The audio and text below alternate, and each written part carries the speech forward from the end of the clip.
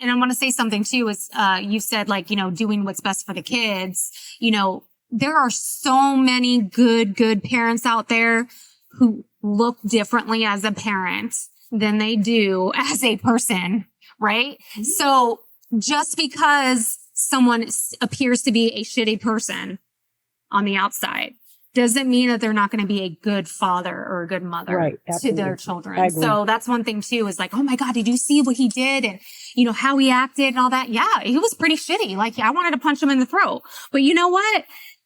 Does your kids like worship the ground that his dad walks on? Does he love and gets excited to see his dad? And that's the important thing, right? You should. Yeah. Exactly. So, that's one thing too, is I have had, and I still have some great parents out there that are in divorces and they're just at each other. And I see all the bad sides of these parents, but I know at the end of the day, they love their kids, each of them. And they expect co-parenting. And that's why I try to tell them, do not try to co-parent. You're driving yourself crazy. Yep. You are making it worse for yourself and your children, because you're going to vent. You're going to say, oh my God, your dad let you have candy at 10 o'clock. Like, that's ridiculous. What kind of parent does that? Yeah. Is that maybe a healthy choice? No. But is their teeth rotting? No. I was going to say that. Do they have rotten teeth? Are their teeth rotting? No. Okay. Then, just make sure you go every 6 months to get his teeth cleaned. Like, what can I say? Like, exactly. Don't sweat the small stuff, right? Yeah. What I go is I go, wait a minute. So if he was or she was parenting, y'all still be married. Why all of a sudden do your expectations change when you go, but we couldn't? I go, and I see that all the time. But he should and she should. I go, but wouldn't they would have already been? Wouldn't y'all still be together? But now we have almost like a higher expectation. It's a good point. You know what I mean? And I do. And it is like with you, sometimes you just listen to it and I go, did you just hear what you said? Then they don't. Like what you said, you're like, I never thought about it like that. And then they were like, I guess that is kind of dumb. I go, but it's not, but that's what you're conditioned to. And so, but I go, yeah.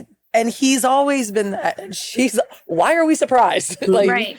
And I think it's really when they start to flip out and stuff about things like this, like the little things that we see as little, but they're taking as big things, is I start to see like, okay, they're coming from a place of anger. Yeah. Then let's dig deep. Where does that anger coming from? Are they fighting you now for finances, child support? Is that where you're really, so not everything that they do is pissing you off? And I get it. When you don't like somebody, it's hard to have to deal with them. Right. So deal with them less.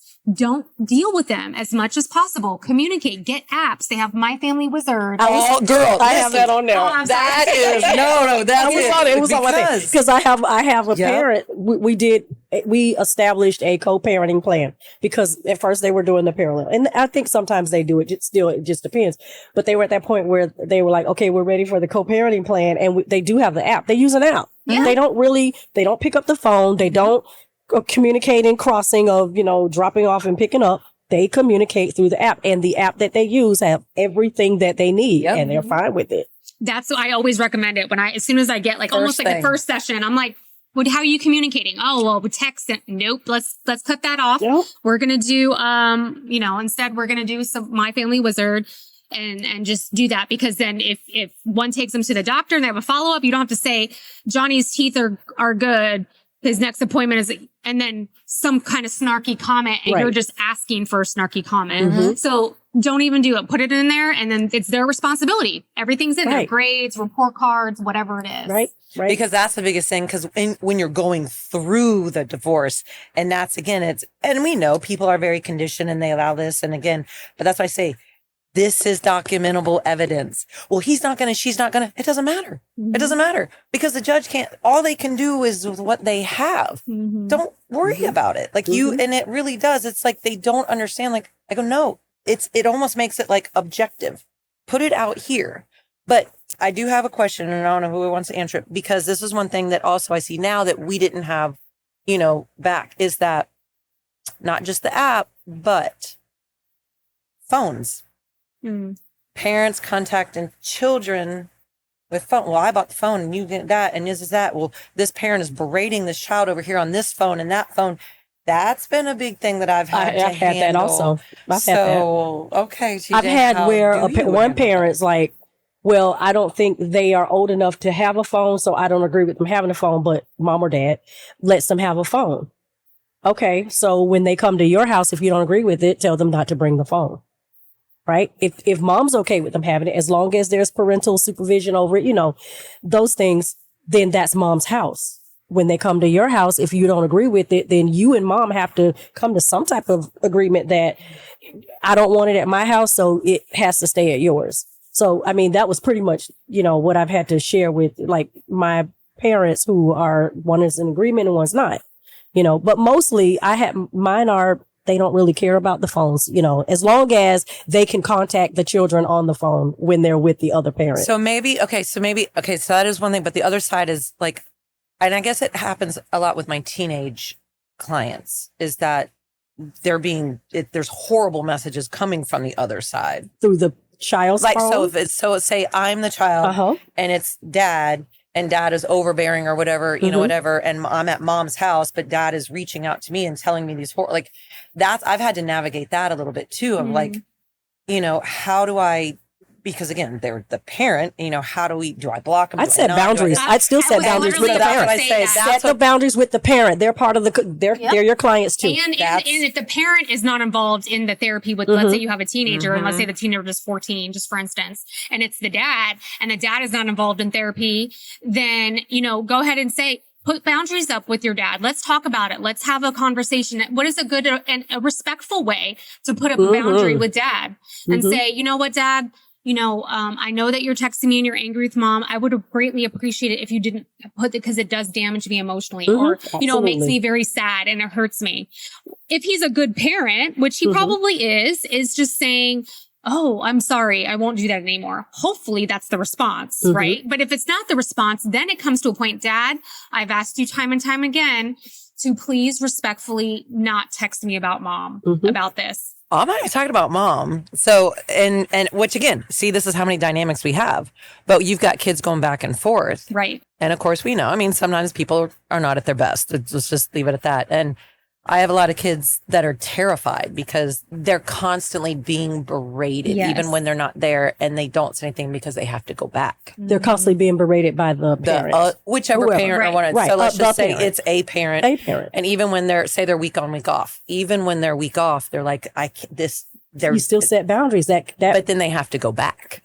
So that's what I'm saying. This is a hard. Well, and when I have issues like that, this is where if the child is my client, I pull in a parent. I do too. Into these sessions, and I ask the child and make sure that they're okay. Hey, this is gonna be a safe place. I'm not going to share other stuff, but this is what I think needs to be addressed, and I want you to do it in a safe place. So why don't we bring mom in or dad in or both, and so that we can address it, because that usually helps if they're reasonable parents. Absolutely. That usually does help them, pause on that. And another thing too is that when I've done like reunification therapy and they're like younger children, of course they don't have phones, same thing, is I always tell them, get them a little tablet.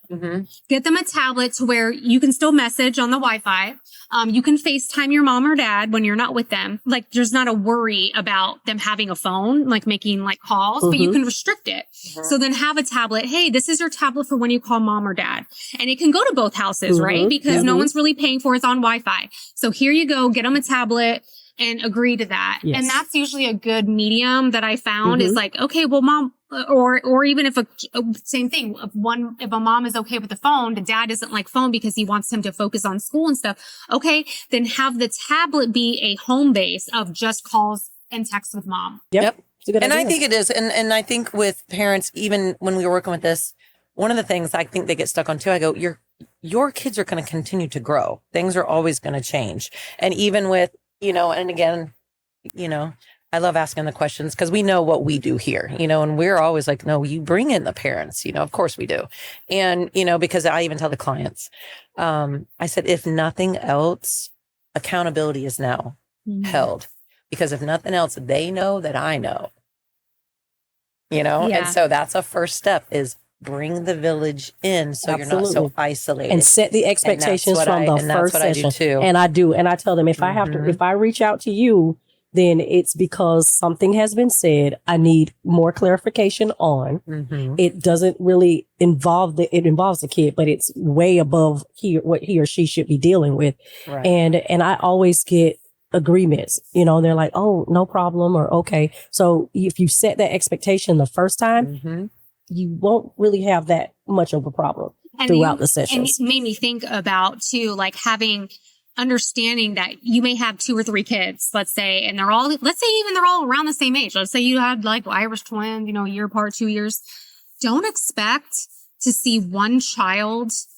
Let's say they're functioning fine, they're still excelling in school, they're communicating, they have a good relationship with everybody. Don't expect that other child will have the same response to the divorce and what's going on. Like, don't hold them both. Well, Johnny's fine. He's dealing with everything's fine. Like, why isn't, Mary doing, doing as well? Why is she like so angry with me? Me and Johnny are perfectly fine. Why does Mary hate me and stuff like don't look at it as, those two. Don't compare and think that both kids are going to respond and be healing the same way, because maybe Johnny is, just his mindset and his development is just different, or his emotional response is different. So that's another thing I want to point out, is I have to tell parents, it's like, okay, I get that one kid is very close to you, and then your other daughter doesn't want anything to do with you. She's having her own experience and her own perspective, and that is her reality.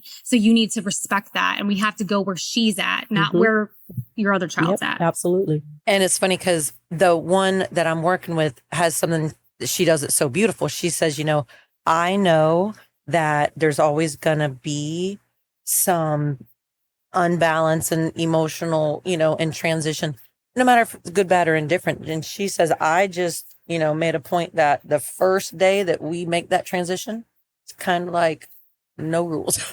She goes, if they want to be in the room, they're in the room. If they want to cuddle with me, they cuddle with me. If they need help with homework, if they want to eat cereal for dinner, she goes, I just kind of have said, I set the parameters. This is what we can do. And she goes, and I let them be. And I was just like, thank you. I said, because again, so many times we know, even as adults, that they're again still trying to process their parents' divorce because they weren't allowed to be them in that.